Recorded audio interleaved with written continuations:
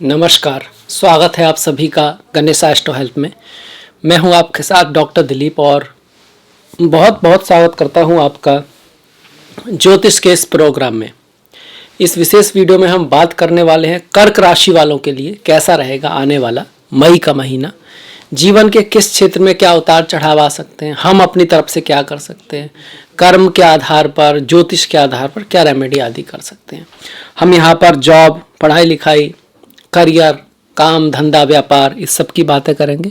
दूसरी तरफ आपका परिवार, शादी की life, marriage life, health, spirituality, अध्यात्म, घर, गाड़ी, भूमि, वाहन, धन वगैरह सभी की हम जो है बात करने वाले हैं। सबसे पहले आएंगे कुंडली पर, किस भाव में कौन सा ग्रह बैठा है, उसके आधार पर फिर ये गणना करेंगे और साथ में देखेंगे कि हम क्या ख्याल रख सकते हैं और एंड में हम अपने त्योहारों की तरफ भी जरूर जाएंगे। तो ये है, देखिए आपका जो चार्ट है इस तरह से दिखता है। आप देख सकते हैं प्रथम, द्वितीय, तृतीय भाव खाली है। चतुर्थ भाव में तुला राशि में जो है केतु गोचर कर रहे हैं। ये चौथा भाव है पर ये राशि तुला है क्योंकि 7 नंबर है ना, और तुला कालपुरुष की 7वीं राशि है, तो ये जो नंबर है राशि को दिखा रहे हैं। पंचम, छठा और 7वां खाली है आपका। अष्टम भाव में 11वीं राशि जो कि कुंभ होती है उसमें शनि और मंगल गोचर कर रहे हैं। मंगल यहाँ पर 17 तारीख तक है आपके, 17 मई तक है। 17 मई को फिर वो मीन में चले जाएंगे। ठीक इसी तरह भाग्य के भाव में भाग्य का स्वामी 12 साल बाद गुरु आ रहे हैं आपके, बहुत खूबसूरत ये योग है। साथ ही में शुक्र भी उच्च के हो रहे हैं यहाँ पर आकर। शुक्र माँ लक्ष्मी को दिखाते हैं, वो भी भाग्य के भाव में आए तो अति शुभ माना जाता है। इसके बाद 10वें भाव में राहु, राहु जिसके 10 में दुनिया उसके बस में, वो भी बहुत अच्छा है। और एकादश भाव में आपके सूर्य और बुध का गोचर है। एकादश भाव में हर एक ग्रह का गोचर शुभ माना जाता है। तो ये हमारे ग्रहों की स्थिति है। अब आ जाते हैं रिजल्ट पर। तो सबसे पहले जो बढ़िया है उसकी बात करते हैं, जो अच्छा जो परिवर्तन हुआ है उसकी बात करते हैं। देखिए भाग्य में भाग्य का स्वामी है गुरु। कोई भी ग्रह अगर अपनी ही राशि में बैठा हो तो बहुत अच्छी बात है, अगर वो शुभ भाव में बैठा हो तो और भी अच्छी बात है। तो वही गुरु कर रहे हैं। 12 साल बाद ऐसी स्थिति बन रही है कि गुरु भाग्य के भाव में अपने ही राशि में बैठे हुए हैं। साथ में शुक्र भी उच्च के हो गए हैं। तो शुक्र आपकी कुंडली में चतुर्थ के स्वामी है और एकादश के स्वामी है। बहुत ज्यादा कारक नहीं है पर फिर भी धन से जुड़े हुए भावों को दिखाते हैं, स्थिरता को दिखाते हैं, लक्ष्मी को दिखाते हैं। शुक्र अपने आप में धन के प्रतीक है, धन के कारक है, लक्ष्मी के कारक है, रिलेशनशिप के कारक है और भाग्य में आ गए हैं। और भाग्य के स्वामी के साथ बैठकर बहुत ज्यादा खूबसूरत राजयोग बनाकर बैठे हुए हैं यहाँ पर। और गुरु की अगर हम बात करते हैं तो गुरु भी भाग्य का स्वामी भाग्य में है तो राजयोग बना के बैठा हुआ है। तो 2 राजयोग बने हुए हैं भाग्य के भाव में। क्या रिजल्ट इसका आएगा? एक तो रिजल्ट आएगा स्थिति के अनुसार। नवम भाव में बैठे हैं तो नवम में ही कुछ ना कुछ शुभता आएगी, मतलब कि हायर एजुकेशन, पढ़ाई लिखाई, पिता की लाइफ में कुछ बहुत बड़ा बदलाव आ सकता है। आपका भाग्य बहुत अच्छी तरह साथ देगा, लक आपका फेवर करेगा।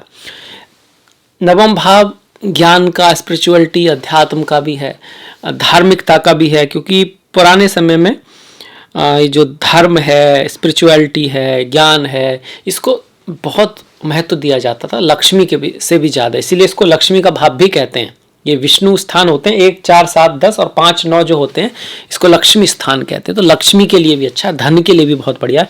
खास करके अगर आपका काम नॉलेज से जुड़ा हुआ है, प्रोफेशन, किसी भी तरह की नॉलेज, हायर नॉलेज से जुड़ा हुआ कोई आपका कार्य है, हायर नॉलेज को अटेंड करने के लिए, कोई डिग्री अब्रॉड से लेने के लिए, बाहर से लेने के जिसकी बहुत इंपॉर्टेंस है, उसके लिए भी है। स्पिरिचुअलिटी, अध्यात्म के लिए भी बहुत अच्छा है। यहाँ से इन दोनों ग्रहों की दृष्टि तृतीय भाव पर पड़ेगी तो आपकी यात्राएं शुभ होंगी। आपका छोटे भाई बहन, पड़ोसी आदियों से संबंधों में सुधार आएगा।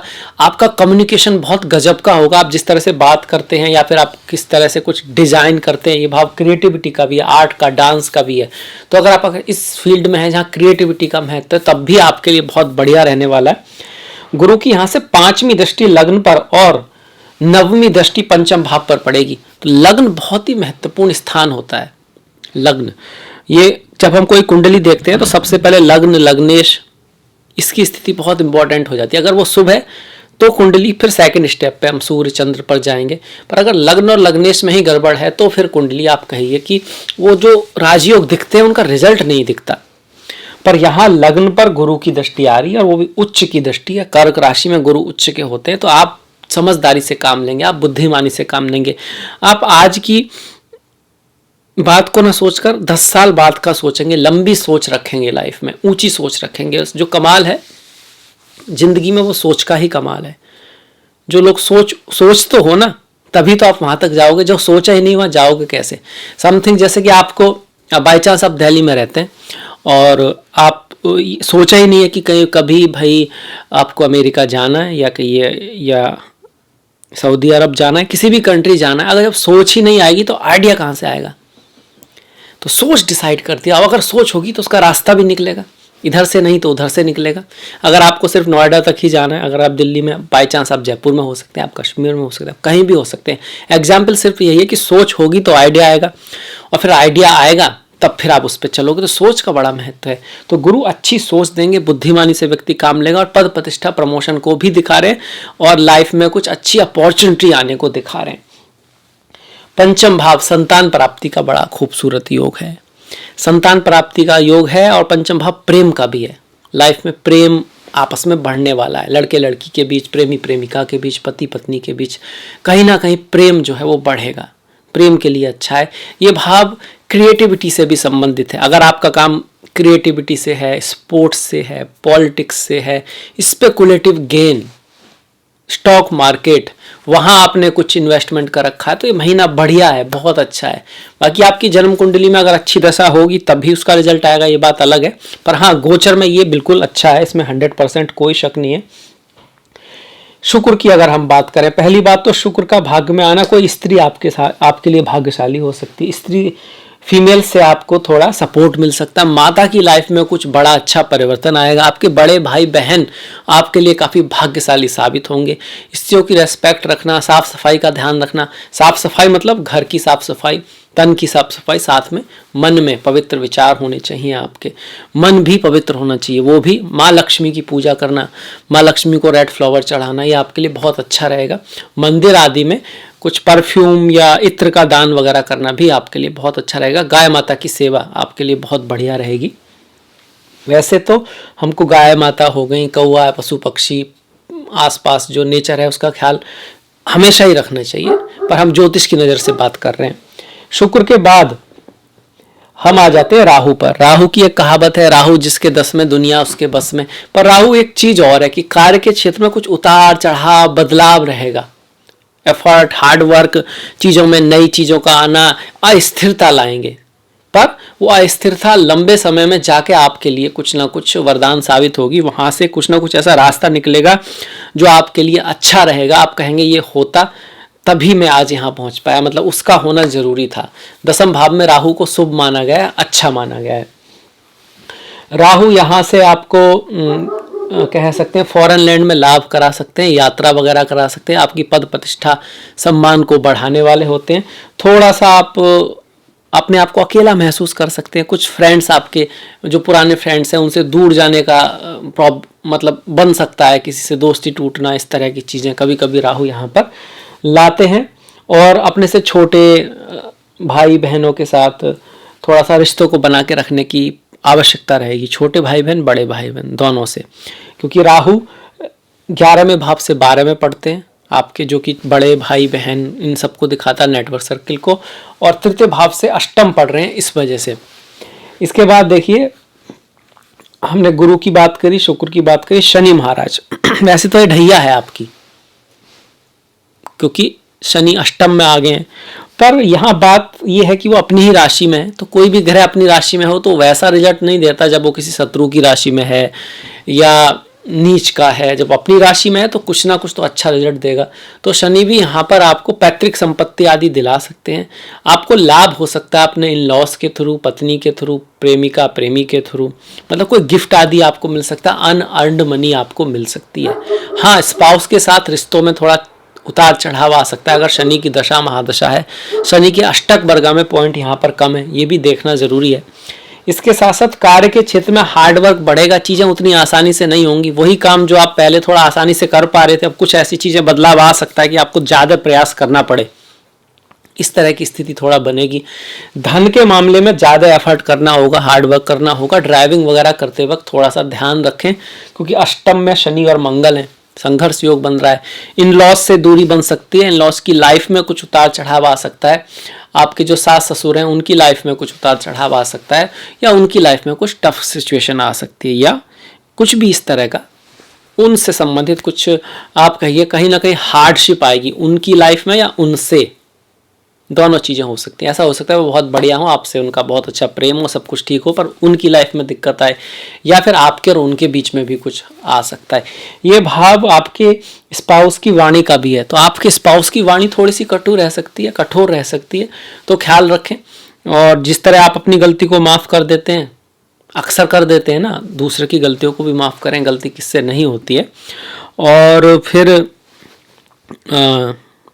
सम्मान, रेस्पेक्ट जो हम दूसरों से उम्मीद करते हैं वो दूसरों को भी हमको देना चाहिए, इस चीज़ का हम ख्याल रखेंगे तो चीज़ें बेटर रहेंगी। क्योंकि यहाँ से मंगल थोड़ा द्वितीय भाव पर आपकी वाणी को कटु करेंगे और नेचर में थोड़ा आक्रामकता, गुस्सा लाएंगे। और मंगल है ही ग्रह, अग्नि वाले ग्रह हैं, और खासकर जब शनि के साथ होते तो संघर्ष योग बनाते हैं, तो एफर्ट थोड़ा सा ज़्यादा होता है। मंगल को शुभ करने के लिए, शनि को शुभ करने के लिए, जैसे कि ढैया चल रही तो माँ काली की पूजा करना, हनुमान जी की पूजा करना बहुत अच्छा रहता है शनिवार को। तो माँ काली क्या है? समय है, समय को कंट्रोल करने वाली हैं, तो समय की कीमत करना, समय को वेस्ट नहीं करना, आलस्य से दूर रहना, आज के काम को कल पर मत टालना, प्लानिंग करना, टाइमिंग बनाना चीज़ों की, किस टाइम कोई काम कब करना है, हर चीज़ का एक समय होता है। गलत समय पे किया गया सही काम भी गलत हो जाएगा, क्योंकि टाइमिंग बहुत ज़रूरी है। तो समय को समझना शनि को अच्छा करता है, शनि समय से जुड़े हुए हैं।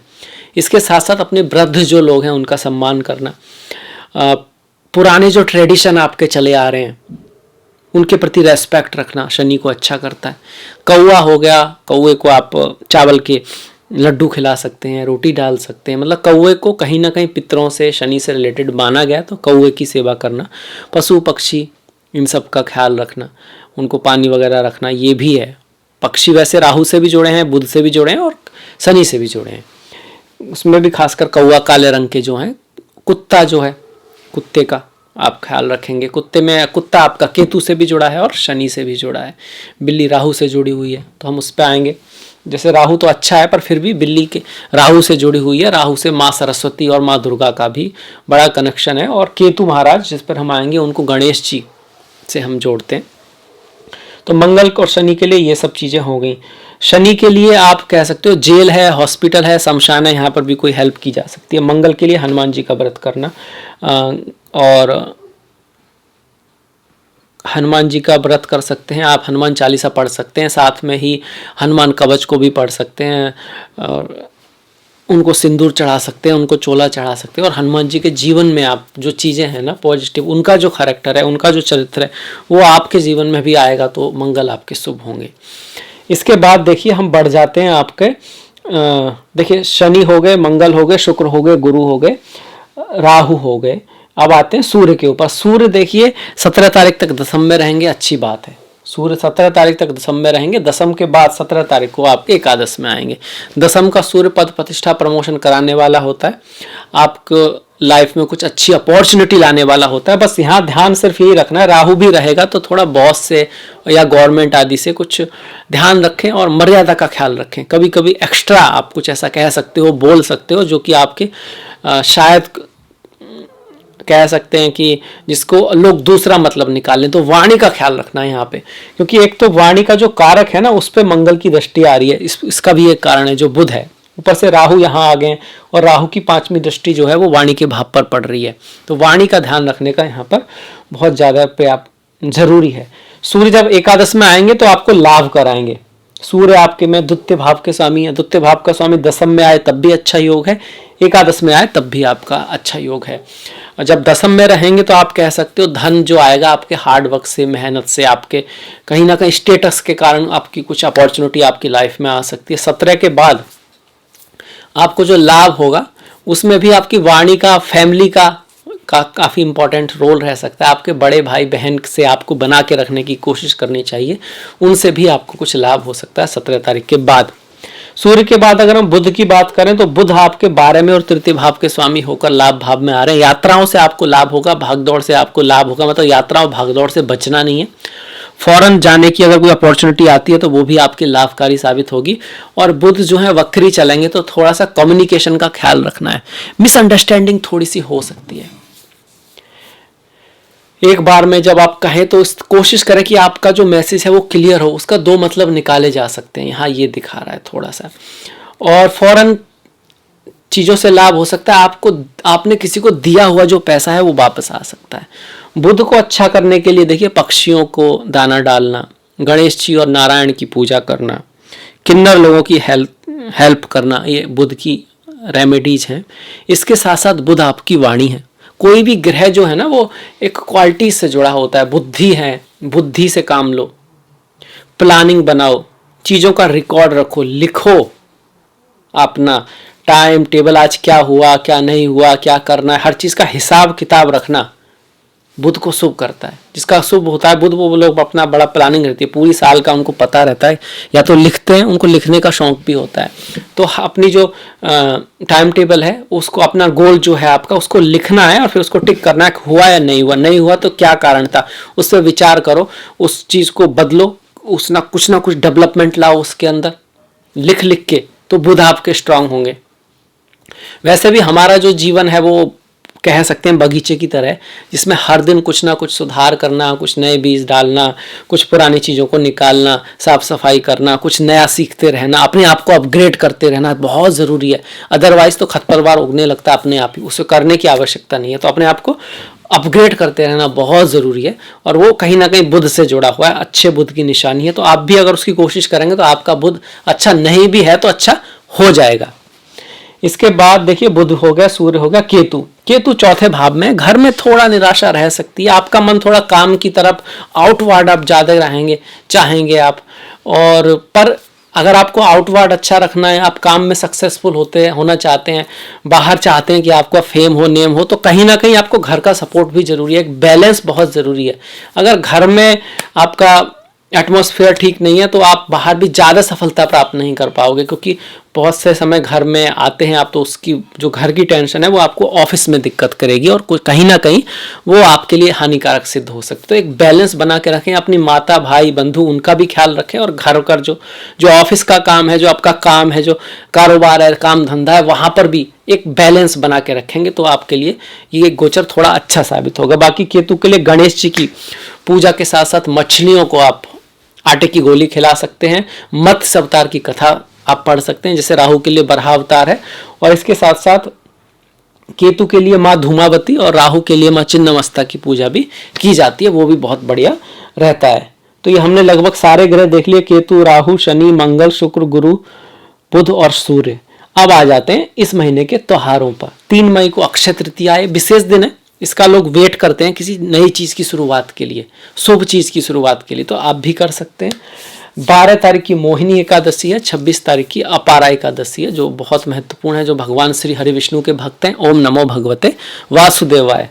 16 तारीख की पूर्णिमा है, 14, 27 और 28 की शिवरात्रि है। चिदानंद रूपा शिवोहम शिवोहम, भगवान शिव के जो भक्त हैं उनके लिए बहुत इंपॉर्टेंट डे है। 19 तारीख की संकष्टी है, 30 तारीख की ज्येष्ठ अमावस्या और 15 तारीख की वृषभा संक्रांति है। जैसे हमने बात की कि सूर्य यहाँ रहेंगे पहले 15 तारीख को, फिर वो जो है यहाँ आ जाएंगे, वृषभ में चले जाएंगे। तो अमावस्या पूर्वजों से जुड़ा हुआ त्योहार है। अपने पूर्वजों को याद करना, उनके लिए कुछ दान पुण्य करना, गीता के दूसरे 7वें 10वें अध्याय का पाठ करना, घर की साफ सफाई करना, मन के अंदर भी साफ सफाई, व्रत करना, फास्ट करना, अच्छी किताबों को, बुक्स को पढ़ना, शुद्धता लाना। कोई चीज़ अगर बहुत दिनों से यूज़ नहीं करें तो उसको दे देना जो यूज कर सकता है, तो वो अमावस्या उसके लिए। इस बहाने हम इस तरफ ध्यान भी जाता है, अदरवाइज हम इतने बिजी हो जाते हैं कि जो चीज़ें ज़रूरी हैं उसको भी टाइम नहीं देते। इसके बाद देखिए संक्रांति 15 तारीख की। संक्रांति भी जप तप दान से जुड़ा हुआ त्योहार है, बहुत इंपॉर्टेंट है। सूर्य आत्मा है, आत्मा सो परमात्मा है। गीता में भी कहा गया है कि सबसे पहले गीता जो आई थी वो सूर्य के पास आई थी, कृष्णा के थ्रू। तो क्यों? क्योंकि सूर्य आत्मा है, आत्मा ही तो परमात्मा है। अगर आप ये कह सकते हो, जो कृष्णा भी कहते हैं कि जो हर जगह है, जो कभी पैदा नहीं हुआ, जिसका कभी अंत नहीं होगा, जो सर्वत्र है, वही आत्मा है, वही परमात्मा है। तो जिसको आत्मज्ञान हो जाता है उसको परमात्मा भी मिल जाते हैं। तो इसीलिए जो है संक्रांति का त्योहार जो है स्पिरिचुअलिटी अध्यात्म से जोड़ा है, क्योंकि सूर्य से जोड़ा है। सूर्य ज्योतिष में आत्मा को दिखाते हैं। अब आ जाते हैं, सब कुछ तो हो गया, अब आ जाते हैं इस वीडियो की समाप्ति पर। आपको अच्छा लगा होगा वीडियो तो प्लीज़ लाइक कीजिएगा, सब्सक्राइब कीजिएगा और घंटी वाला बटन दबाना मत भूलिएगा। आपका जो सहयोग है वो बहुत महत्वपूर्ण है, उसको इसी तरह से बना के रखिएगा। मैंने डिस्क्रिप्शन में लिंक दिया है इंस्टाग्राम, फेसबुक, ट्विटर आदि का, तो प्लीज़ लाइक, प्लीज़ फॉलो। आपसे मुलाकात होगी नेक्स्ट वीडियो में। तब तक के लिए अपना ख्याल रखें, अपनों का ख्याल रखें, सभी का ख्याल रखें। नमस्कार।